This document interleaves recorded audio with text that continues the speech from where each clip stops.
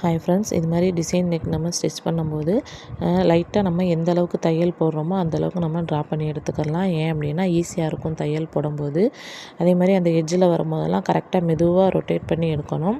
இப்போ ஸ்டிச் பண்ணி முடிச்சுட்டு எக்ஸ்ட்ரா உள்ள கிளாத்தை கட் பண்ணி எடுத்துக்கலாம். பிசுறு இல்லாமல் இருக்கணும். கட் பண்ணிவிட்டு சிசர் நாட் போட்டுக்கலாம். ஏன் அப்படின்னா அப்போ தான் அதோடைய ஃபினிஷிங் வந்து கரெக்டாக இருக்கும். இது மாதிரி கிராஸாக கட் பண்ணிக்கோங்க. இப்போ அந்த லைனிங் எடுத்து விட்டு கையால் நம்ம லைட்டாக தேய்ச்சி விட்டுட்டு லைனிங்கை பெரட்டணும் அப்படின்னா அந்த நெக் ஷேப்பு கரெக்டாக அழகாக இருக்கும். இப்போ பாருங்கள், எல்லா பக்கமும் எடுத்து விட்டுட்டு நம்ம மேலே ஒரு படிமான தையல் போட்டுக்கலாம். அதே மாதிரி படிமான தையல் நம்ம போடும்போது ரொம்ப எட்ஜில் போடக்கூடாது. அது ரொம்ப சுருங்குற மாதிரி இருக்கும். கொஞ்சம் லைட்டாக தள்ளி போட்டிங்க அப்படின்னா அதோடய ஃபினிஷிங் வந்து நீட்டாக இருக்கும். இப்போ லைனிங் வந்து வெளியில் தெரியாத அளவுக்கு தான் நம்ம ஸ்டிச் பண்ணணும். இப்போ ஸ்டிச் பண்ணி முடித்ததுக்கப்புறம் பாருங்கள்.